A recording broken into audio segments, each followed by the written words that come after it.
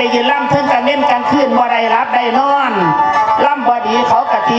ขันล่ำดีเพิ่นกะส้มเซ้ยค่อยฟังไปเถอะเว้ยเด้อสัทธายังบ่เคยเห็นกัน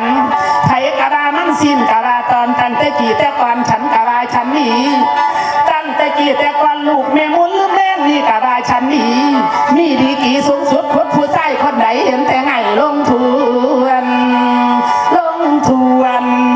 บ่ทันเจ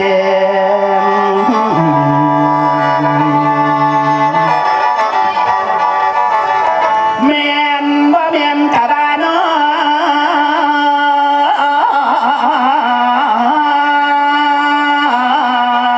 ผู้ฟัง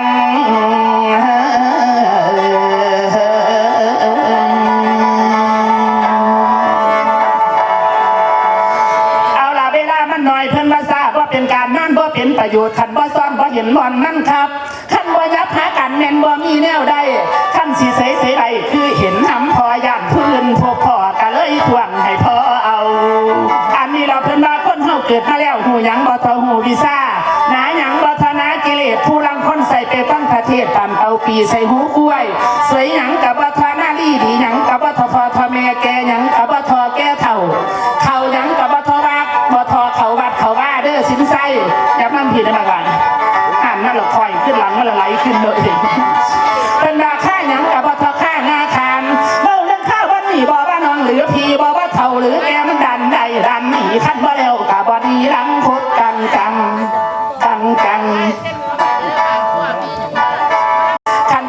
ยังกันขึ้นบ่แล้วยังกันเล่นมานั่งเล่นตามสารเหบัดธรรมะนั่นแม้จักว่าอันใดแนวบ่ว่าเฒ่าว่าแกหลังคุ้มพันหุ่งคุ้งปะไหนเพิ่นกะว่าบ่คุ้งเดินบกเดินดาบใครหำฟัดดาบพ่อปันตีขอล้อขันบ่มันคือขอคืนเดียวเจ้ากะมุนใส่น็อตได้บ่พอโบราณเพิ่นว่าเกิดมาแล้ว10 ปีอาบน้ำกับบ่หนาวเนาะแม่เนาะ20 ปีเล่นสาวกับบ่นาย30 ปีลูกบอลไก่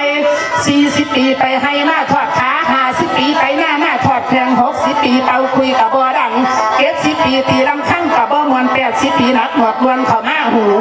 90 ปีกินบ่กินกับบ่อร่อยขั้น100 ปีใครบ่ใครกาตายบ่ได้ให้เป็นข้อความกะลดลวงบ่นั่นเด้อนั่นเดียวอยู่ได้แข่งขันสู่คนจำเราคงหลักจะได้สอบคนเกิดอาเมตนาว่าไปตามสังขารเอสลาล้มเลยเดี๋ยวสัญญายันหลอกกันนั่นแน่เล่นนั่นเด้อนั่นเร็วนั่นมือนี่การลดถิ่นเปลี่ยนแปลงสุดที่การบอกแกงขั้นที่หนึ่งคือกันต้องมีการสู้ซ้อมเปลี่ยนแปลงปีมือเดี๋ยวใส่เกสรในการมีการขู่ลงคนก็เป็นนั่งเพราะมีการจริงได้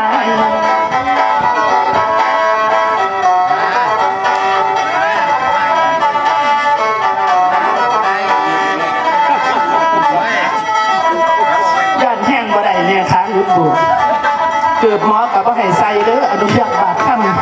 เอาแบบสมัยเก่าเลยหมอว่ายันลมรักษาดึงเราประกาศเจ้าไก่ฟันยังให้ผู้เฒ่าผู้แก่คนดึงก็ต้องมาห่วงน้ำแม่ดอกให้แม่ยืนล่ำอยู่ดีละฟันไก่กับเลือดตะตัวกับหัวใจกับเสียงล่ำละให้พี่ให้น้องฟังแนวอื่นเบิดเต๋อน้องเนี่ยเนาะอันนี้ท่านโมกะย่างขาวเป็นเรื่องเล่ามีมากจังไหนให้พี่น้องได้ฟังปานั่นสุขดาเป็นหยังจังบ่ได้ขึ้นสวรรค์น้ำมูฟังนิทานก่อนนะแม่เนาะ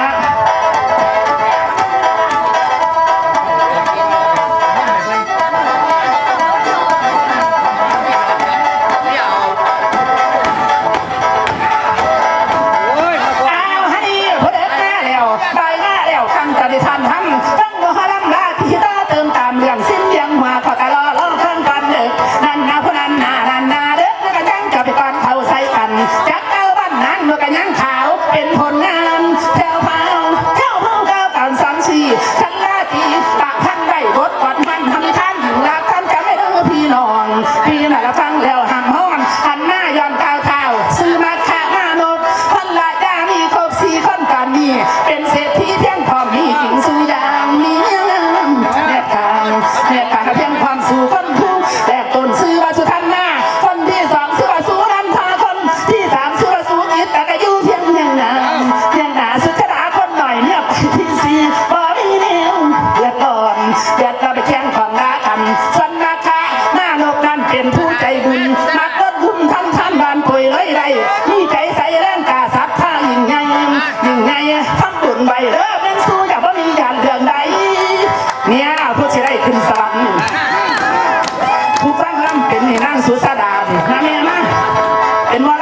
มาใส่กันเฮาโอ้ยได้บุญหลายๆด้วยแม่เด้ออาลูกแม่เนี่ยไปยินซีต้นเนี่ยมาที่ภาคฟันเพชรบุญเอาหานี่น้องแม่ทำบุญใบสุดานบ่มียานเรื่องใดเจ้าเกิดทั้งงานใดบ้างเพื่อทำงานจะแบ่งหาพระพิยันที่ได้การทำสร้างสร้างคิดสร้างแต่ละไพ่ทับบุญรวมเด้อเป็นดูเรื่อยกับเพื่อนหมู่สหายกับเด้อเป็นลูกใหญ่รังใหญ่มาคบกันเกิดเข้ามาคามาโนบอยากสั่งสาราไว้เพื่อเป็นปัจจัยให้คนสัญจรทางจนพระชิได้มาผักเกิดสละความสนใจเป็นสาธารณประโยชน์ให้คนผ่านมาพักให้เราส่วนสหายหักรวมมือกันสั่งสัญญาจะกระเด้อเป็นบ่ให้สุนทรีเข้ารวมบ่ให้กินเข้ารวมทำสั่งแต่งบุญมาแล้วกันเทียบโอ้ยแล้วการเมื่อเงี้ยนี่ผู้เดียวนี่แหละสิร่ำสิรวยเอาฟ้อนขาไหมฟ้อนขาจะมันย่องก็เป็นเนาะเราเฮ็ดบุญเป็นการทำบุญขั้นยิ่งใหญ่ต่อยอดลูกไม่แล้วก็ฟ้อนเด้อแม่เด้อเนี่ยแสดงว่าอีแม่ว่าอยากใส่น้ำต่อยอดอีแม่อยากใส่น้ำข่อยซาถูกเอาฟ้อนมานี่แม่ฟ้อน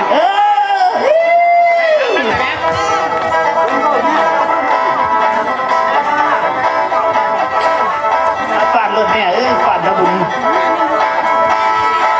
ส่วนเพื่อนขับราคาหน้านกส่วนแม่ผักนาคาหน้านกหอดบ้านจบลืดดีในพี่ที่ตามต้องถึงบ้านนกซาตาเลยกะบอกฟังนั่น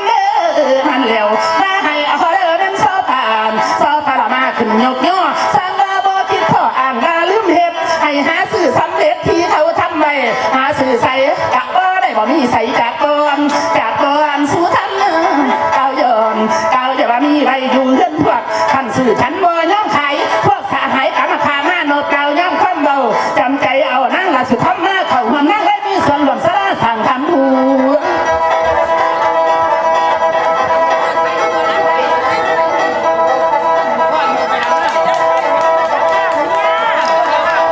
คุณแม่ขาบ่มันก่อนยางเมื่อได้ก่อนยางมาเด้อ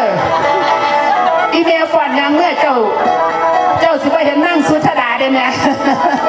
ไอเมียว่าเสร็จแล้วอายุวันสุขภาระอายุมันกันยืนตอนได้ลองมาเอาเป็นนิทานสู่คนฟังเป็นว่าห้อมบุญโอ้ห้อมบุญทุกอาศัยนี่นี่สิเป็นกองสุดท้ายแล้วน้องแม่เนาะนั่งเลยมีส่วนรวมสาระสางคำผัวสุดธรรมะเลยเดี๋ยวยุสกาสุราสุดธรรมะด้านนั้นสูนันท่าภูมิซองนั่นคิดอยากปั่นส่วนรวมน้ำกันกับพี่สร้างสาระขันมีอยากมีหุ่นส่วนน้ำนั่งกินแล้วเท่านั้นส่วนมันในใจน้ำคนไปคนหน้าผักสาระนี้จะต้องมีสนามค่อยกินหรืออาบย่างคนผิดไม่ด่ามาได้อาบสงโต๊ะต้นไก่เท่านั้นขุดซาโบขาและนี่ติดไปกับสาระที่ผัวแปลงสร้างด้านนี้สามคือนางสุจิตานาดลากะหาทั้งหัวมูคนที่มาพักอยู่ในศาลาแห่งนี้มีพร้อมคู่สู่เดียวส่วนโซฟากันนี่แล้วของพี่สุธรรมเนื้อน้ำบากินของพี่สุนันท่าขบขันมีใบสุจิตาเลยทำสวนดอกไม้ให้คนดมนะส้มกินหมูพางามตลอดสิ้นมีใบขบพันส่วนนั่งสุชดานั้นเมียสีบ่มียังไปใส่ละเด้อสุชดาหอดมองเจ้าเลยเด้บัดนี้ส่วนนั่งสุชดานั้นเมียสีบ่มียังในใจฝังความคิดว่าผัวทำแล้วนั่งบ่สนใจแล้วบ่ทำหยังจักอย่างเต้นเตะตูเฝ้าเตะบ้านหาแปลงบ่แต่งตัวคิดว่าผัวสั่งแล้วบุญสิบ่ไปใส่จะต้องไปถึงงานส่วนบุญหนุนคำการเวลานั้นลำตายไปคือว่าข่าวมาข่าวมาโนพ่อทำการกิริยาตายไปจากศาสตร์นั้นได้ไปขึ้นสู่สวรรค์ไปเด้อผู้เสียแดงนั่นละเป็นข่าวมาข่าวมาโนซาเพิ่นเป็นผู้ถือขันแพส่วนสหาย33คนนั้นที่เคย